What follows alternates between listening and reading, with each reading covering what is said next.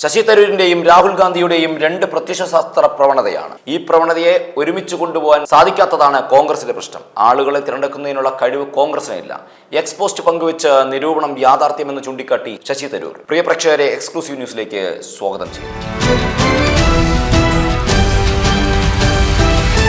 ശശി തരൂരിന്റെയും രാഹുൽ ഗാന്ധിയുടെയും രണ്ട് പ്രത്യയശാസ്ത്ര പ്രവണത. കോൺഗ്രസിനെ വീണ്ടും ചൊറിഞ്ഞുകൊണ്ട് ശശി തരൂരിന്റെ എക്സ്പോസ്റ്റ്. ഇക്കുറി രാഹുൽ ഗാന്ധിയുമായി താരതമ്യം ചെയ്തുള്ള എക്സ്പോസ്റ്റ് ചൂണ്ടിക്കാട്ടിയാണ് തരൂർ വിമർശനം ഉന്നയിച്ചിരിക്കുന്നത്. ശശി തരൂരിന്റെയും രാഹുൽ ഗാന്ധിയുടെയും രണ്ട് പ്രത്യയശാസ്ത്ര പ്രവണതയെന്ന എക്സ്പോസ്റ്റാണ് തരൂർ പങ്കുവച്ചത്. കോൺഗ്രസിന് ദിശാബോധമില്ലെന്ന വിമർശനം അടങ്ങിയ പോസ്റ്റാണ് തരൂർ പങ്കുവച്ചത്. ശശി തരൂരും രാഹുൽ ഗാന്ധിയും തമ്മിലുള്ള വ്യത്യാസം കോൺഗ്രസിനുള്ളിലെ രണ്ട് പ്രത്യയശാസ്ത്ര പ്രവണതകളെ പ്രതിഫലിപ്പിക്കുന്നു എന്നാണ് പോസ്റ്റിൽ പറയുന്നത്. ഇതിനെ ഒരുമിച്ച് കൊണ്ടുപോകാൻ സാധിക്കാത്തതാണ് കോൺഗ്രസിന്റെ പ്രശ്നമെന്നും പോസ്റ്റിൽ ചൂണ്ടിക്കാട്ടുന്നു. നിരൂപണം യാഥാർത്ഥ്യത്തെ ചൂണ്ടിക്കാണിക്കുന്നു എന്നും പോസ്റ്റ് പങ്കുവെച്ച് തരൂർ കുറിച്ചു.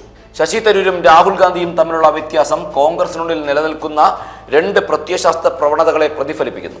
പ്രശ്നം അവരുടെ സഹവർത്തിത്വമല്ല, ആളുകളെ തിരഞ്ഞെടുക്കുന്നതിനോ സംയോജിപ്പിക്കുന്നതിനോ യോജിച്ച രീതിയിൽ കൊണ്ടുപോകാനോ ഉള്ള കഴിവ് കോൺഗ്രസിനില്ല എന്നതാണ് പ്രശ്നം. തരൂർ പങ്കുവച്ച പോസ്റ്റിൽ ഇങ്ങനെയാണ് പറയുന്നത്.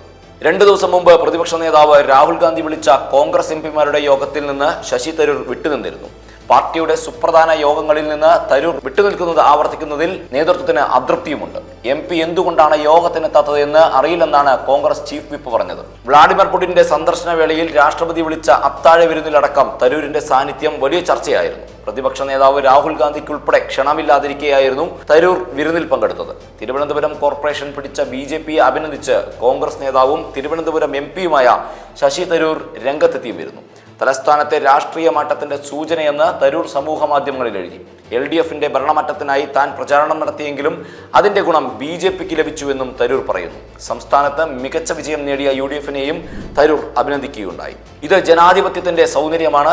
ജനങ്ങളുടെ വിധിയെ മാനിക്കണം. അത് കേരളത്തിലെ UDFന്റെ വിജയത്തിലായാലും തിരുവനന്തപുരം കോർപ്പറേഷനിലെ BJP നേട്ടത്തിലായാലും കേരളത്തിന്റെ പുരോഗതിക്ക് വേണ്ടി ഇനി പ്രവർത്തിക്കുമെന്നും ശശി തരൂർ കൂട്ടിച്ചേർത്തു. ശശി തരൂർ BJPയുമായി അടുക്കുകയാണെന്ന സൂചനകൾക്കിടെയാണ് അദ്ദേഹം BJPയെ അഭിനന്ദിച്ച് രംഗത്തെത്തിയിരുന്നത്.